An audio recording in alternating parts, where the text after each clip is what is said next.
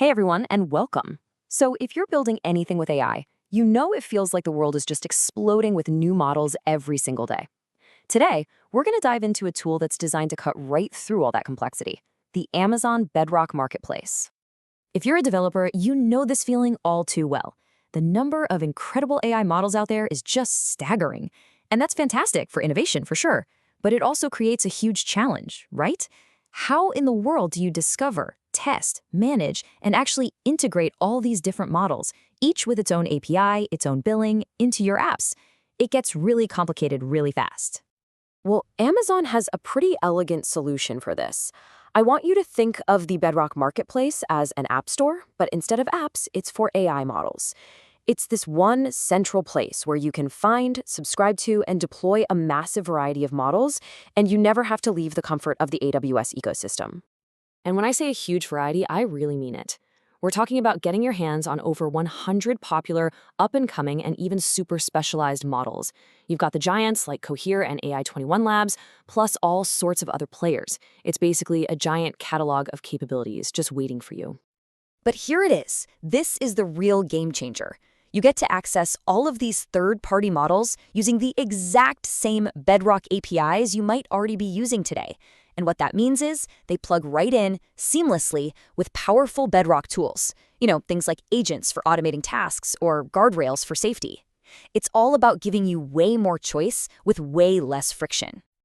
Okay, so you're probably thinking, that sounds good, but how simple is it really? Let's just walk through the developer's journey. It boils down to a super straightforward 3-step process to get a brand new model up and running in your application. And it all kicks off with discovery. Your journey starts in the AWS Model Catalog. Just think of this as your home base for browsing around and finding that perfect model for whatever you're trying to build. Now, inside the catalog, you're going to find two main flavors of models. For the proprietary commercial ones, you'll do a quick subscription process where you accept the provider's terms and pricing. It usually takes, 10 to 15 minutes. But then you've got this huge number of public open weight models where the model weights are publicly available. For a lot of those, you can just skip the subscription part entirely and jump straight to deployment. All right, so once you've found your model and you've handled any of that subscription stuff, it's time for step 2, deploying it. This is where the model goes from being a thing in a catalog to a real live endpoint that your application can actually talk to. And the deployment itself is incredibly streamlined because Bedrock is doing all the heavy lifting for you. All you have to do is provide 3 little pieces of information: a unique name for your endpoint, how many instances you want to run to handle your traffic, and the type of instance you need. That's it. You can kick this all off right from the AWS command line. This one command takes your model's unique ID and your configuration, and it starts the process of deploying it to a fully managed SageMaker endpoint. And SageMaker, of course, is AWS's big service for hosting machine learning models. Now, this process, it usually takes about 10 to 15 minutes. And while you're waiting, you're looking for 2 key statuses. The endpoint status has to change to in service, which means, it's up and running.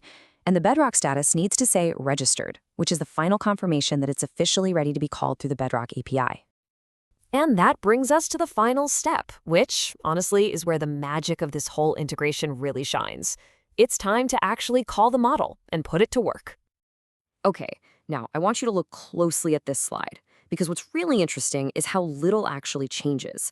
Check out these 2 API calls. On the left, we're calling a native Bedrock model. On the right, our new marketplace model. The command? It's identical. The only thing that's different is the model ID. You just swap it out for the ARN, that's the unique Amazon resource name, of your new endpoint. That's it. It's that simple. And this just shows you how deep the integration goes. While every single marketplace model supports that standard invoke model operation, a whole lot of them, like DBRX and Gemma, as you see here, also support the simplified multi-turn Converse API.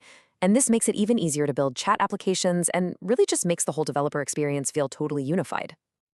Now, here's a crucial point. All of this simplicity and ease of access doesn't come at the cost of security or control. Not at all. Everything is managed through the standard AWS Identity and Access Management, or IAM, which you're probably already using for everything else. And this gives you really powerful, fine-grained governance over everything. You can try out different strategies.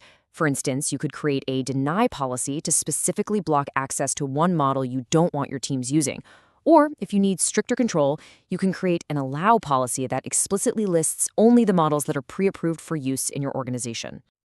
And the way this works under the hood is by using standard IAM policy conditions.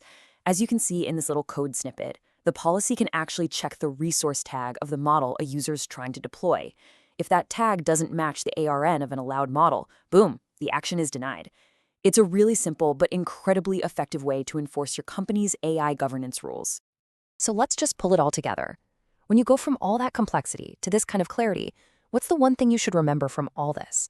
It's that the Bedrock Marketplace is all about one thing: radical simplification. So why does this matter so much? Well, because it just removes all the friction at every single step. You get a single API and one unified bill for a whole universe of models. You get direct access to over 100 of the leading foundation models that integrate perfectly with the Bedrock tools you're already using. And it's all governed by the same robust IAM controls you already trust. It lets you focus on building cool stuff, not on procurement and plumbing. And that really brings us to the final and I think the most exciting question of all. By breaking down all these barriers to accessing and displaying with so many different AI models, the creative possibilities just expand enormously. So the real question for you is, with access this easy, what are you going to build next?